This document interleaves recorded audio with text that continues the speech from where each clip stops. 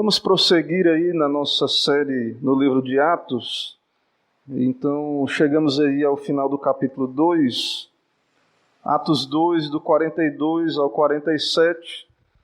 A palavra do nosso Deus diz assim, nesta noite: E perseveravam na doutrina dos apóstolos e na comunhão, no partir do pão e nas orações. Em cada alma havia temor, e muitos prodígios e sinais eram feitos por intermédio dos apóstolos. Todos os que creram estavam juntos e tinham tudo em comum. Vendiam as suas propriedades e bens, distribuindo o produto entre todos à medida que alguém tinha necessidade.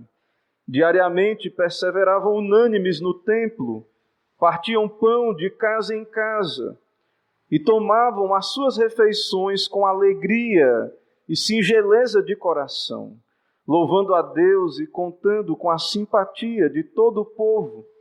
Enquanto isso, acrescentava-lhes o Senhor, dia a dia, os que iam sendo salvos. Amém. Vamos orar mais uma vez? Senhor, nosso Deus, nosso Pai bendito, eterno, Criador, estamos aqui, ó Pai, o Teu povo, na Tua santa presença, neste momento solene de adoração pública do Teu santo nome. Queremos ouvir, ó Pai, a Tua voz, mesmo pecadores indignos que somos, mas cremos que por meio de Jesus, Teu Filho amado, o Senhor nos recebeu, o Senhor nos perdoou em Teu Filho, o Senhor nos chama à adoração, nos chama para ouvir a Tua voz na palavra. Ó Pai, abençoa esse momento com Teu Espírito, aplica às nossas vidas a Tua verdade, ao nosso tempo. Nos ajuda, ó Pai, a discernir o Teu propósito com esse texto para nós, nesta noite, para suprir uma necessidade que tenhamos nesses dias em que vivemos. Assim fala conosco, que o nome de Cristo seja exaltado e bendito. É o que pedimos, em nome de Jesus oramos. Amém. Meus irmãos, o que é a igreja? Ou como a igreja deveria se parecer? Esse livro de Atos, como temos considerado, ele é um livro histórico. Ele não é um livro doutrinário, não é um livro de preceitos, mas é palavra de Deus. É um livro histórico. E todos esses eventos aconteceram debaixo do governo de Deus. O Senhor está cumprindo o seu propósito. Cristo está prosseguindo os seus feitos, as suas obras, por meio dos apóstolos. A palavra de Deus está sendo transmitida pela boca dos apóstolos, que serão, como sabemos, instrumentos da revelação do Novo Testamento. Então, esse livro, o livro de Atos, ele não é um livro como as cartas, onde há doutrina sendo prescrita, mas nós podemos aprender sobre a natureza da igreja, o que é a igreja, como ela deve ser. Então, podemos olhar para esta igreja apostólica, para aquilo que Deus fez naqueles dias, e podemos então buscar no Senhor, entender como é que a igreja deve ser, qual o propósito do Senhor para a igreja também nos nossos dias. Então, irmãos, nós entendemos e sabemos que o Senhor reina, a história está nas mãos dele, mas nós sabemos também que a história, ela não pode ser reproduzida em laboratório. A história está nas mãos do Senhor, Ele é o Senhor da história, Ele a escreveu. E então nós sabemos que há eventos únicos na história, momentos específicos, especiais, da ação de Deus, da intervenção de Deus, momentos cruciais na história da humanidade, na história da igreja. E nós sabemos então que cada momento tem a sua especificidade, é único. Cada momento o Senhor opera como lhe apraz, como é o seu propósito. Mas ao mesmo tempo, irmãos, nós sabemos que Deus é o mesmo. que é o mesmo Deus que temos hoje, é este Deus. O Deus Trino, Deus Pai, Deus Filho, Deus Espírito Santo. E então nós podemos extrair princípios, podemos observar o modo como o Senhor agiu ali na igreja. E podemos então entender que este mesmo Deus é o Deus que está conosco hoje. É o Deus que está salvando pecadores hoje. É o Deus que continua usando a sua igreja. É o Deus que preservou as Escrituras para nós, que nos envia o seu Espírito, que opera as obras da graça nos corações. É o mesmo Deus. O Deus que vimos aí pela pregação de Pedro, aquele que negou a Cristo, mas se arrependeu e foi restaurado. O Deus que, por meio deste Pedro, converteu 3.000 pessoas naquela pregação. No dia de Pentecostes, não foi conversão psicológica, não foi uso de técnicas que atraiu aquela multidão. 3.000 pessoas, foi uma ação do poder do Senhor. Deus, o Espírito Santo, com a palavra, compungiu aqueles corações. Eles foram humilhados, convencidos dos seus pecados. O Senhor os humilhou. E eles disseram: que faremos, pois, irmãos? E então Pedro diz: arrependei-vos. Crede no Senhor Jesus Cristo. Cristo foi pregado. Então, pelo poder de Deus, um número extraordinário, um grande número de pessoas se uniu à igreja num único dia. Uma grande colheita de almas, um avivamento, um momento extraordinário. 3.000 judeus rebeldes que gritaram: crucificam, que rejeitaram a Cristo, agora humilhados aos pés de Cristo, creram no Senhor Jesus e foram unidos à sua igreja. Então nós vimos aí esses 3.000 batizados, unidos à igreja, batizados em nome do Senhor Jesus Cristo, receberam o perdão dos seus pecados, foram salvos pela graça, o que vimos aí nos versículos anteriores, no sermão anterior também. Então, irmãos, nós vemos aqui que é este o Deus que cremos.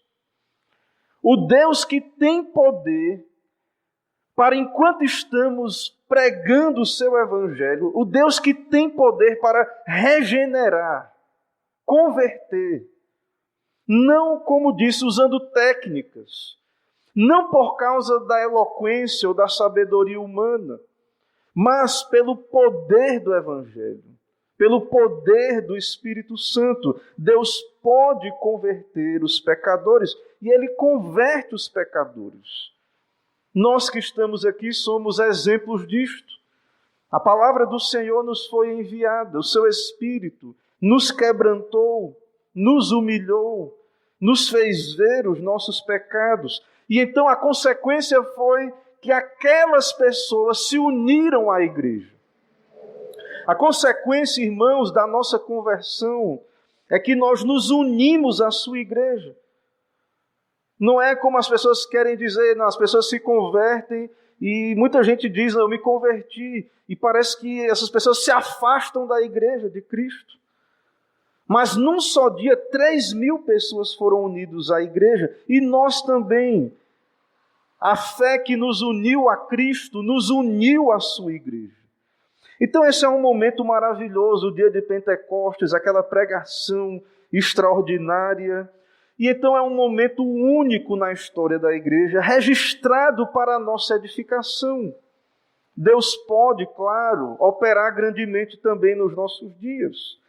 Mas, irmãos, nós devemos saber que nós não podemos mais voltar à infância da igreja. Há certos elementos aí que são únicos. A igreja de Cristo aqui, a igreja que o Senhor estabeleceu para ser universal, católica, espalhada pelo mundo todo, esta igreja está reunida apenas em Jerusalém. Mas o propósito do Senhor é que eles fossem pregando em Jerusalém, Samaria e até os confins da terra. Então, há certas características únicas aqui, mas há também padrões e princípios que podemos aprender. Podemos entender então que o Senhor Jesus é o Senhor da igreja. E podemos ver também nesse texto como é que uma igreja cheia do Espírito Santo se comporta. Então, nós temos aqui a igreja no princípio da sua história. Nós temos aqui no capítulo 2, essa congregação do Senhor, aqueles que o Senhor reuniu pelo seu poder, pelo seu Espírito em um corpo. Essa igreja aqui é o reino de Cristo. Ele governa a sua igreja. Cristo, irmãos, protege a sua igreja. Ele é rei. Uma das funções do rei é proteger a sua propriedade, guardar os seus. Então, ele nos reuniu na sua igreja, ele nos adotou, ele nos protege. Essa assembleia, a igreja, a palavra igreja, ela significa assembleia, essa reunião dos santos, dos chamados à fé. Esta é a igreja do Senhor Jesus Cristo. Esta é a casa de Deus. O seu povo reunido, a igreja do Deus vivo, coluna e baluarte da verdade. O apóstolo Paulo, na sua primeira carta a Timóteo, no capítulo 3, do verso 14 e 15, ele diz o seguinte: escrevo-te estas coisas esperando e ver-te em breve, para que, se eu tardar, fique ciente de como se deve proceder na casa de Deus, que é a igreja do Deus vivo. A casa de Deus, que é a igreja do Deus vivo, coluna e baluarte da verdade. Então, irmãos, Cristo estabeleceu a sua igreja. Nós vemos aqui os seus princípios, a sua origem, a base sobre a qual Cristo edificou a sua igreja, a pregação apostólica. E então hoje muitos querem o título de Igreja de Cristo. Muitos querem ser reconhecidos como Igreja de Cristo. Muitos querem ter o nome de cristão, ser membros da Igreja de Cristo. Muitas associações querem ter esse título, serem reconhecidas como a Igreja de Cristo na terra. E nós sabemos que Cristo tem uma igreja na terra. Mas a pergunta é, qual a característica ou as características desta igreja? Como é que é uma igreja de Cristo? Irmãos, essas pessoas são unidas à fé apostólica. O texto diz que eles perseveravam, verso 42, na doutrina dos apóstolos. Perseveravam. Eles não tinham ainda aqui o Novo Testamento. Eles tinham o Antigo Testamento. Mas eles tinham os apóstolos de Cristo. Homens que o Senhor separou, chamou para edificar a sua igreja, ser o fundamento. Então, eles tinham a doutrina dos apóstolos, e nós também temos a doutrina dos apóstolos. Está aqui. É a palavra de Deus escrita. É a doutrina apostólica. Então, a igreja de Cristo é uma igreja apostólica. É uma igreja bíblica. Essa verdade, a doutrina dos apóstolos, ela foi entregue aos santos. A igreja, nós irmãos, somos então aqueles detentores. Deus nos deu a sua palavra. A igreja é coluna e baluarte da verdade. Essa verdade nos venceu, nos convenceu. Essa verdade nos ganhou, nos subjugou, nos uniu a Cristo. Nos uniu à sua igreja. Então, irmãos, o que nos une aqui? Somos tão diferentes. Lugares diferentes, personalidades, né? Temos gostos diferentes. O que nos une aqui? O que nos faz reunir aqui? Se somos uma igreja de Cristo, o que nos une aqui é a palavra de Deus. É a doutrina dos apóstolos, é a cruz de Cristo, é o Evangelho de Cristo. Então, uma igreja de Cristo, ela tem que ser fundamentada na doutrina apostólica, nas Escrituras, senão é uma associação qualquer. Existem várias associações, clubes que unem pessoas em torno de interesses outros. É claro, irmãos, que temos a comunhão, a koinonia, e vamos ver aí no texto que aquela igreja tinha muita comunhão. E é claro que nos agrada vir à igreja para ter comunhão, para vivermos a comunhão, a fraternidade, a koinonia, vivermos como família. Mas a base principal, irmãos, que nos une aqui é a doutrina, é a fé salvadora, a fé bíblica, que foi de uma vez por todas entregue aos santos.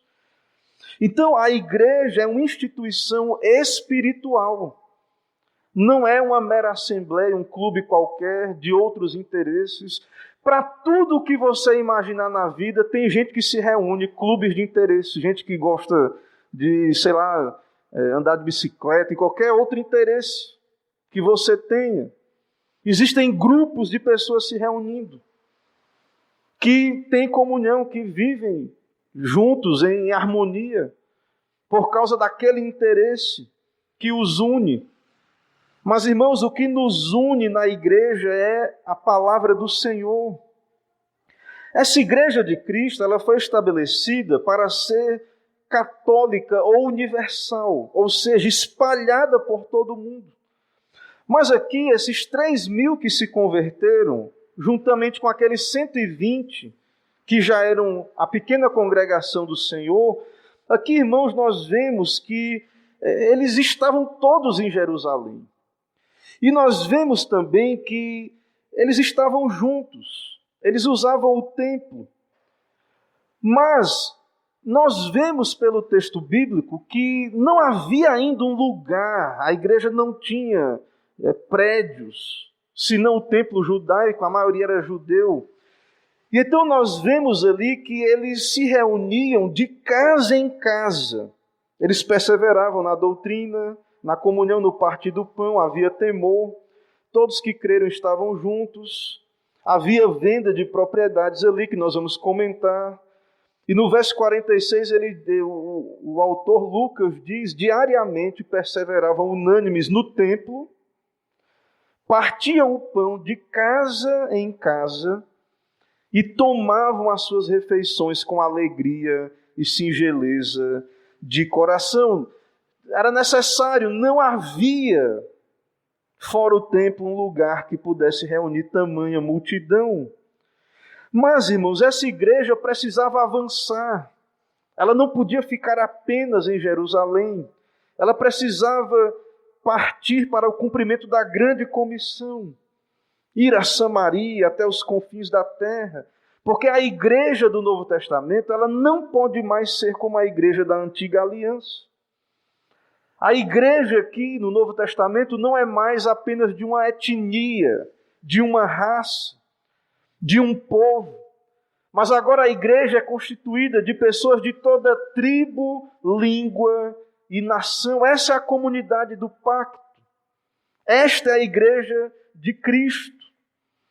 Esta é a aliança, a igreja da nova aliança. Então essa igreja está reunindo, Cristo está reunindo pela palavra, pelo Evangelho. O Senhor Jesus Cristo está reunindo na sua igreja pessoas de todas as raças, de todas as línguas, unindo no mesmo corpo todas as etnias, brasileiros, americanos, chineses, todas as etnias que você possa imaginar, todos são chamados. As classes sociais, questões, sexo, homens, mulheres, são reunidos na igreja. Então, meus irmãos, essa instituição, esta igreja, é uma instituição divina, ela existe no mundo e nós cremos nesta comunhão dos santos. Essa igreja, ela é uma igreja, é una. Cristo tem uma igreja, mas ela é espalhada por toda a terra. Mas o que une esses cristãos, ou o que deveria unir esses cristãos? A Bíblia, a fé apostólica. Irmãos, muitas vezes a igreja, e nós temos que ter muito cuidado e vigiar. Muitas vezes nós queremos nos unir sacrificando a verdade. E então, quando nós usamos esse critério, que é a doutrina que nos une, nós vemos que nós não somos um grupo grande. A igreja de Cristo, a verdadeira igreja de Cristo. E então muitos, para poder tornar esta igreja mais relevante, para que ela possa aparecer em maior número na sociedade, para que o mundo possa então perceber a igreja. Então, muitos querem se unir. E então, não, esse negócio de doutrina não, Jesus, só Jesus. E muitos então querem se unir, negando doutrinas bíblicas, verdades bíblicas, abrindo mão da verdade, negociando a verdade e considerando que este zelo, este apego às Escrituras, esse zelo, eles chamam de radicalismo, que isto divide. Eles então entendem que é falta de amor. Mas, irmãos, nós vemos que o que nos liga, o que nos une a Cristo é a palavra, é o Evangelho, é a verdade de Deus. Então, esta igreja, este povo do Senhor está no mundo todo. E o que nos une é a fé bíblica. E então nós somos irmãos, mesmo com origens diferentes, falando línguas diferentes, pessoas de toda a terra, nós somos irmãos em Cristo. O apóstolo Paulo, na sua carta aos Efésios, capítulo 4, a partir do verso 4, ele diz: há somente um corpo e um espírito. Como também fostes chamados numa só esperança, há um só Senhor, uma só fé, um só batismo, um só Deus e Pai de todos, o qual é sobre todos e age por meio de todos e está em todos. Há um só Senhor, uma só fé, um só batismo. Mas, pastor, por que há tantas denominações? Por que há tantos partidos? E então, irmãos, o que estamos argumentando, infelizmente, a verdade nos dividiu em muitos momentos da história e nós não nos alegramos com isso. Não nos alegramos que a igreja tenha se dividido, mas entendemos que em algum momento foi necessário. Mas continuamos mantendo que há uma só fé, um só batismo, um só Senhor. Há uma igreja, nós cremos na igreja de Cristo, universal, católica. Cremos na igreja, é um credo, faz parte do credo cristão. Nós cremos nesta igreja. Cremos que o Senhor nos uniu à igreja. Cremos na importância da igreja. Então o Senhor, quando nos chama à fé, Ele não nos chama para viver separados da igreja. Meus irmãos, esse espírito anti-igreja, esse espírito que está aí, combatendo a igreja, é fadado ao fracasso. Porque o Senhor Jesus Cristo é aquele que edifica a sua igreja. As portas do inferno não prevalecerão contra a igreja. A nossa confissão de fé, ela diz que a igreja é a casa e família de Deus, fora da qual não há possibilidade ordinária de salvação. O método comum, ordinário, de Deus salvar pecadores, Deus usa a sua igreja, a pregação, a evangelização. Então, irmãos, nós cremos nesta igreja, nós devemos amar essa igreja, é a cidade de Deus. Nós nos achegamos a esta igreja de Cristo, a Jerusalém celestial, a igreja dos primogênitos, arrolados no céu, como o autor aos Hebreus cita na sua carta. Mas onde está essa igreja? Quem é esta igreja e como ela vive? É o que temos aí no nosso texto, a partir do verso 42. Então eu quero, junto com os irmãos, vamos acompanhar as características da igreja aí. No verso 42, como já bem fundamentamos aí, esta igreja é dedicada ao ensino apostólico, à comunhão, partir do pão e às orações. Irmãos, a igreja de Cristo é uma igreja apegada aos meios de graça. A pregação, a doutrina, o sacramento, o partir do pão, as orações. E isso voluntariamente. Aqueles 3.000 que se converteram, eles se uniram à igreja, se apegaram à igreja.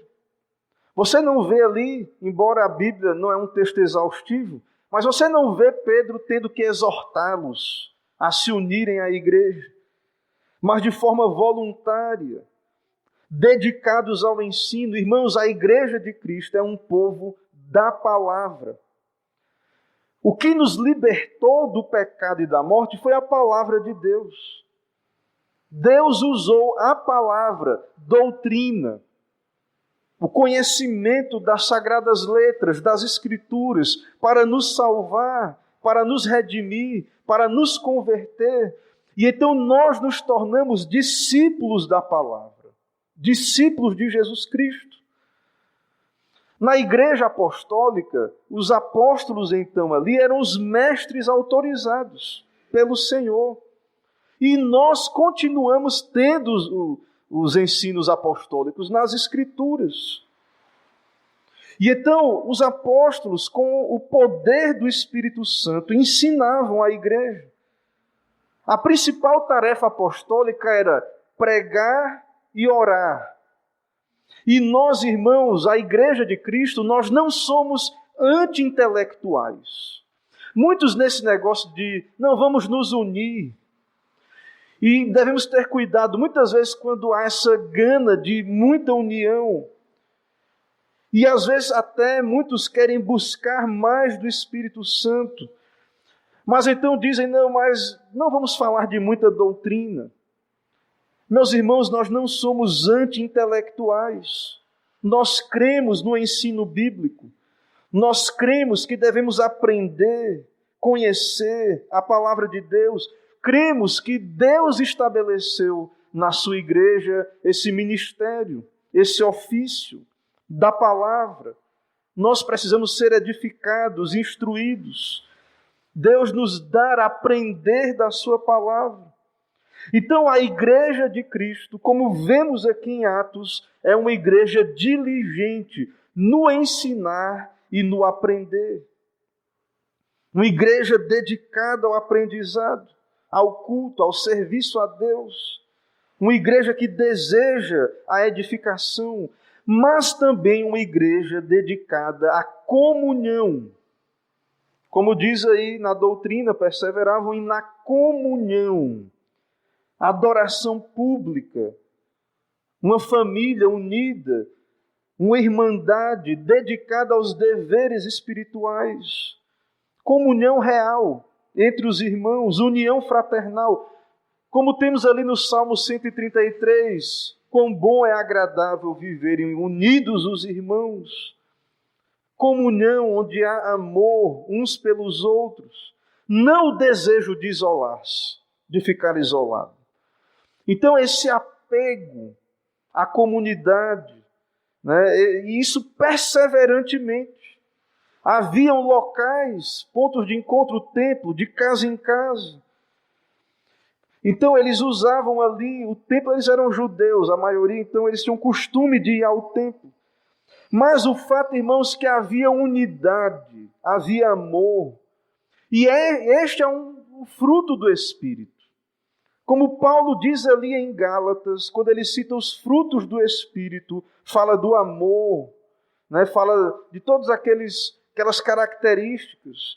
E a obra da carne, o contrário, inclui discórdia, dissensão e facção. Mas a igreja aqui, nós vemos uma igreja unida, dedicada no partir do pão e nas orações. Irmãos, a mesa do Senhor. É claro que a igreja fazia refeições, os irmãos faziam refeições. E é algo que aproxima. Né? Comer junto, estar à mesa é algo que traz uma comunhão, algo importante, um momento importante nas famílias e para a igreja também. E então, cremos que diz respeito a esse partir do pão, essas alimentações comunitárias, mas não apenas isso, o sacramento, a mesa do Senhor, eles participavam. A mesa do Senhor é algo unido à pregação. Eles celebravam a morte e ressurreição do Senhor Jesus Cristo, dedicados às orações, uma igreja dedicada à oração. Como diz aí a palavra, os judeus, eles já oravam constantemente, 3 vezes ao dia um judeu orava. Lembram de Daniel? Ele foi pego nessa prática. Ele orava voltado para Jerusalém, ele fazia suas orações, eles tinham horários marcados para as suas orações. Mas agora aqui na igreja isto também é praticado, esse exercício espiritual, não por mera formalidade, mas por graça. Então, irmãos, onde há um avivamento, onde há conversão, nós vemos pessoas mais unidas à igreja. A palavra, a comunhão, a oração. E aí nós podemos perguntar, será que estamos vivendo um período de despertamento espiritual no nosso país? Devemos orar por isso. Então a igreja de Cristo, Cristo nos une à sua igreja. Ele nos salva deste mundo mau pela sua palavra. E Cristo nos une à sua igreja. Também o texto vai dizer, verso 43, havia temor. Em cada alma havia temor, e muitos prodígios e sinais eram feitos por intermédio dos apóstolos. O temor do Senhor. Meus irmãos, esse temor, não meramente medo do inferno, mas uma consciência do poder de Deus, que leva a uma obediência voluntária. O verdadeiro amor lança fora todo o medo, nós sabemos. Então, essa pregação de Deus era viva, produzia temor, e haviam sinais, milagres, prodígios. Esses milagres eram credenciais dos apóstolos, autenticavam a doutrina apostólica, recomendavam aquela doutrina, dizendo, essa doutrina vem do céu, é de Deus, tem o selo de Deus, é autenticada por Deus. Mas o maior milagre era a conversão dos pecadores. Então esses milagres estão aí. Deus está agindo, operando na igreja. É o que vemos aí, milagres, sinais, doutrina, temor nos corações. As pessoas estão unidas, vivendo essa fé. Também no verso 44 nós vemos aí a generosidade dos convertidos. Verso 44, todos os que creram estavam juntos e tinham tudo em comum, vendiam as suas propriedades e bens, distribuindo o produto entre todos, à medida que alguém tinha necessidade. Meus irmãos, essa comunidade, essa comunhão, havia ali amor, uma irmandade, essa fé que os unia, como argumentamos aí, era manifestada em bondade, em cuidado de uns para com os outros. Os bens não dividiam, não afastavam. No mundo é assim, os bens afastam as pessoas. Mas na comunidade aqui da fé, na igreja de Cristo, não. Há uma empatia, uma generosidade. Então, uma das marcas destes crentes é a generosidade na igreja. Havia cuidado pelos necessitados. Havia atenção aos necessitados, amor, cuidado com os pobres, que é o que o Senhor Jesus Cristo disse. Meus irmãos, esse texto ele é controvertido. Essa seção aí, versos 44 e 45. Muitos tentam dizer que a ideologia correta é o comunismo. E muitos tentam ir à Bíblia e argumentar. Está vendo? A igreja apostólica, a igreja ali era uma igreja onde o comunismo era praticado. Tudo era de todo mundo.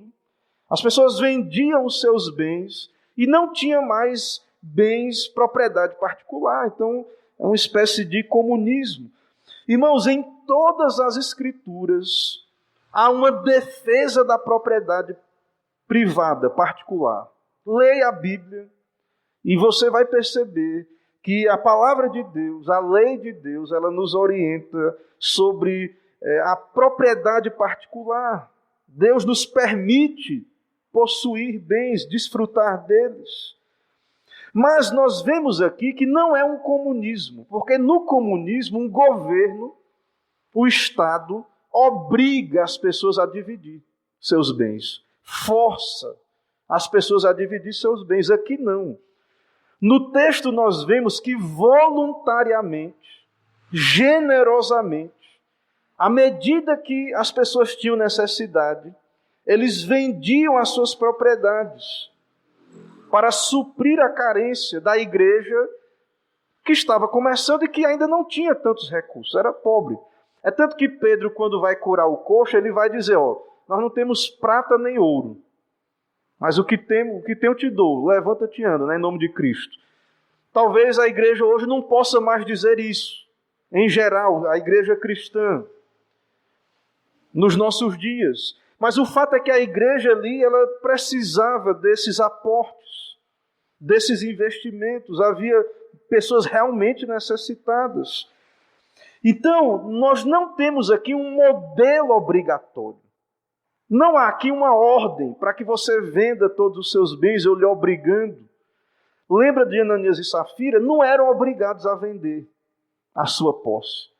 Eles venderam, esconderam a metade, deram como se tivesse dado todo o dinheiro do campo e mentiram ao Espírito Santo e morreram. E você vai perceber que Pedro diz àquele casal, era de vocês esse bem. Você poderia ter vendido e feito o que quisesse. Não precisava ter mentido. Podia ter ficado com a metade, dado outra metade. Mas mentiram ao Espírito Santo, foram tentados a manter as aparências ali.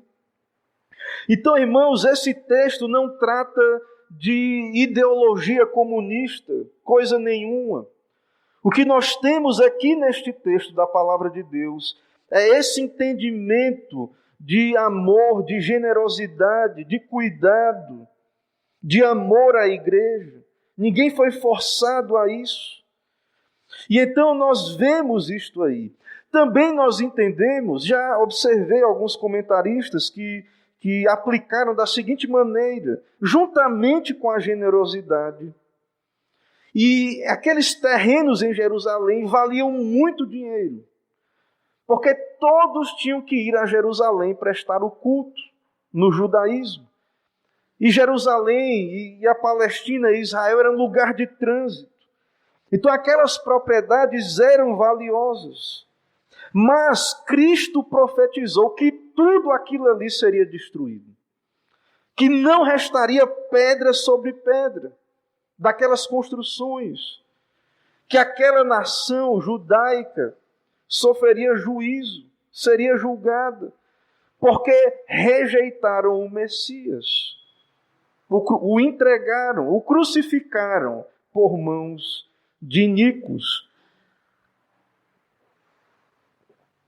Então, juntamente com essa generosidade que observamos, também há fé nas profecias, na palavra de Deus. Então, aqueles judeus possivelmente estavam conscientes, não estavam apegados àqueles bens porque sabiam que haveria uma destruição. Cristo falou e haveria de se cumprir, e se cumpriu no ano 70 depois de Cristo, uma punição sobre aquela nação incrédula. Então, a igreja cheia de generosidade, de boa vontade. No verso 46, também nós vemos aí diariamente perseveravam unânimes no templo, partiam o pão de casa em casa e tomavam as suas refeições com alegria e singeleza de coração, louvando a Deus e contando com a simpatia de todo o povo. Então haviam reuniões, serviço, unidade, culto, unidade, irmãos, do Espírito Santo. Isso aqui não é forçado, não é psicológico, não é por outros motivos. Uma vida de louvor, de adoração, o Evangelho sendo algo central em suas vidas. Então nós vemos aqui pessoas dedicadas, dedicando as suas vidas. Muita gente acha que esse negócio de dedicar a sua vida para Deus é coisa de missionário, né? De pastor, é só das pessoas que vão servir a Deus no ministério de tempo integral. Mas nós vemos aqui, irmãos, a igreja como era, a dedicação, a igreja, a unanimidade, todos reunidos, servindo ao Senhor. E então essa comunidade, essa igreja, essa comunhão dos santos, ela era bem vista pelos de fora. Nós vemos aí que eles contavam, no verso 47, louvando a Deus e contando com a simpatia de todo o povo. Nem todos se converteram em Jerusalém, mas havia simpatia.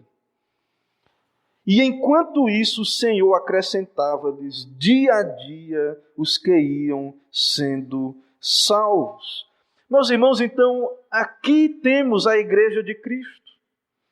Aqui temos como a igreja, pelo menos como deveríamos desejar ser uma igreja bíblica, ser um povo que usa os meios de graça, um povo que ora, de oração.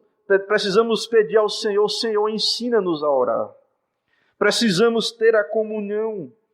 O que nos une deve ser a palavra. Então, todas essas características aí que vimos, devemos entender que precisamos pedir ao Senhor que abençoe a sua igreja também em nossos dias, que avive a sua obra. E nós vemos aí, irmãos, nesse capítulo, o método de Deus acrescentar pessoas à igreja. Em avivamentos, e é o que vemos no caso de Pedro, 3.000 se converteram. Deus pode agregar à sua igreja grandes números. Ele tem esse poder. Mas, irmãos, não devemos ignorar o que o final deste capítulo nos diz. Dia a dia o Senhor acrescentava-lhes os que iam sendo salvos. Nós devemos entender isso. Podemos orar, podemos pedir por um derramamento do Espírito extraordinário, um retorno às Escrituras, que possamos viver e experimentar estas verdades. Podemos orar e pedir que Cristo habite ricamente em nossos corações pela sua palavra. Mas não devemos ignorar aquilo que é o dia a dia, o ordinário. Isso que estamos fazendo aqui, domingo após domingo, cremos, irmãos, que Cristo vai reunindo dia a dia os seus, a sua igreja, salvando diariamente, constantemente. É uma obra do Senhor, Ele está operando. Então nós cremos nisso, devemos perseverar na doutrina, na oração, na comunhão. Claro, cumprir o ID do Senhor, a grande comissão, mas entender também que o Senhor irá reunir a sua igreja, irá nos usar pela sua graça. Então, a igreja de Cristo, esta é que nós vimos características desta igreja, como ela deve ser. Eu quero ainda trazer breves aplicações finais aqui para nós. Meus irmãos, então, a dedicação à doutrina é uma marca da igreja de Cristo, a pregação da palavra. E nós vemos que a igreja de Cristo, no decorrer da sua história, tem elaborado manuais de doutrina, de teologia. E nós estamos estudando a nossa confissão de fé. que nós cremos ser bíblica, a doutrina apostólica, a doutrina bíblica. Então, meus irmãos, nós devemos conhecer estas doutrinas, devemos conhecer, fundamentar a nossa vida, ouvir de Deus, da sua palavra e aplicar na nossa vida. Precisamos então, como Pedro nos ensina na sua primeira carta, capítulo 3, verso 15, estar sempre preparados para responder a todo aquele que vos pedir razão da esperança que há em vós. A igreja, nós aqui, povo de Deus, nós devemos estar prontos, irmãos. As pessoas perguntam, mas por que nessa crise aí do coronavírus, por que vocês estão aqui e não estão aterrorizados? Por que vocês, então, têm essa comunhão? Vocês são tão diferentes, pessoas diferentes e classes diferentes, e gente que tem mais condição, gente com menos condição, na mesma igreja. Isso, como é que pode? Porque tem igreja aí que parece que é por classe social, né? E tem pessoas que têm esse pensamento, né? É totalmente sem base nas Escrituras. Né? E igrejas são criadas, às vezes, não. Nosso campo missionário são os ricos. Né? Irmãos, as pessoas devem olhar para nós e perceber, olha, são pessoas diferentes. Pensam, né? Têm origem, mas estão unidos. E o que é que nos une? O que vamos dizer às pessoas? Qual é a razão da nossa esperança? Por que é que você acorda para ir para o seu trabalho, corre o risco de pegar uma doença, um vírus desse, trabalha e vai lá e corre o risco, sei lá, de uma doença, de riscos aí, de violência, vai lá, paga o seu imposto, contribui, serve à sociedade. Por que fazemos isso? Qual a nossa esperança? Por que nós perseveramos? E a resposta, irmãos, é Cristo. A resposta é cremos na ressurreição, cremos na vida eterna, cremos que a nossa vida não é só isso aqui. Por que todo domingo vocês perdem o tempo de vocês indo para a igreja? Para ouvir um pastor lá que as pessoas pensam que está lá para poder, né, enganar vocês e tirar o dinheiro de vocês, segundo o pensamento. Por que vocês fazem isso? Qual é a razão dessa esperança que vocês têm? Então, saiba de uma coisa, Deus vai colocar na sua vida situações, portas, para que você fale. E você precisa estar pronto para falar. E nós aqui, a igreja, estamos aqui para lhe preparar para isso. Então, irmãos, a igreja, nós estamos aqui com esse propósito, para a edificação dos santos, para a pregação do Evangelho, para cumprirmos essa comissão. Então, como fazer isso se não for baseados na palavra de Deus? Qual é a nossa esperança? Também nós vemos aí que somos filhos de uma cultura materialista e individualista, né? E o Evangelho nos traz esperança de salvação, de mudança real na vida de pessoas pecadoras. Então, nós como igreja, irmãos, nós temos a mensagem, nós podemos olhar para a sociedade, ver a necessidade nesse mundo individualista, onde as pessoas cada vez mais querem se isolar. Os grupos, as classes, as minorias. E as pessoas querem se isolar, viver o seu individualismo, o seu materialismo. Então nós temos uma mensagem transformadora, revolucionária, sim, nesse sentido.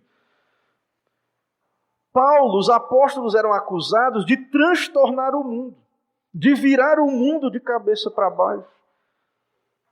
E de fato esta mensagem, a igreja de Cristo, de fato ela é contracultural.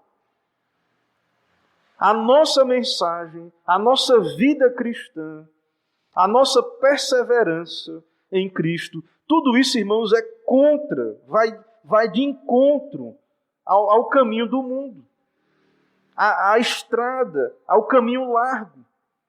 Não é o mais fácil o que fazemos aqui. Ser cristão não é o mais fácil. Mas nós temos uma esperança. Nós sabemos em quem temos crido. E então, irmãos, nós podemos, com a ajuda de Cristo, viver uma vida liberta desse mundo materialista, desse individualismo, e também anunciar esse evangelho a outras pessoas. Então, que nós como igreja do Senhor, aqui nesta cidade, que nós como igreja de Cristo, possamos então voltar às Escrituras, redescobrir essa fé salvadora em Cristo Jesus, essas verdades transformadoras, que possamos viver à luz destas realidades. Estas doutrinas são reais. Para nós não é um passatempo vir aqui. Essas verdades, essas doutrinas, céu e inferno, tudo isso é real. São questões essenciais para nós. E é por isso, então, que nós desejamos o culto, a comunhão dos santos, a igreja. Devemos amar a igreja de Cristo, trabalhar por ela, nos esforçar voluntariamente, de coração, por amor a Cristo.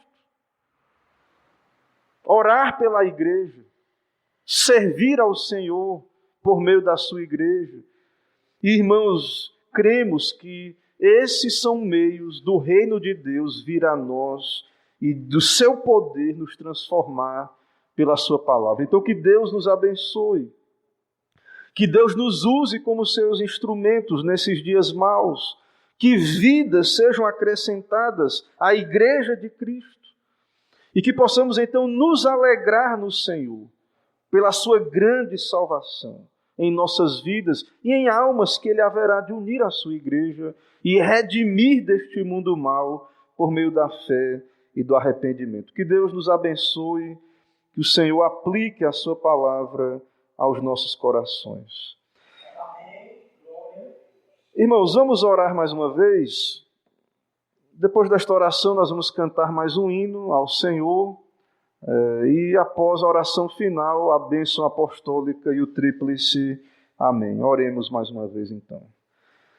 Senhor, muito obrigado por este dia teu, por estarmos aqui na tua presença, por o Senhor ser o nosso Deus, por sermos também cristãos com grande privilégio, termos a palavra em mãos, sermos unidos à igreja do Senhor, que não meramente é a instituição, a placa, mas a Cristo mesmo, pela fé. Abençoa, Pai, esta igreja visível aqui, esta agência do Teu reino aqui nesta cidade, cada igreja fiel ao Senhor aqui nesta cidade. Que o Senhor abençoe. Abençoa, Pai, a Tua palavra, a comunhão. Ó Deus, aviva a Tua obra, envia o Teu Espírito, quebranta os corações, atrai a Cristo os pecadores. Tem compaixão, ó Pai. Sabemos que sem Ti nada podemos fazer. Assim, venha o Teu reino, seja feita a Tua vontade. É o que pedimos em nome de Jesus, oramos. Amém.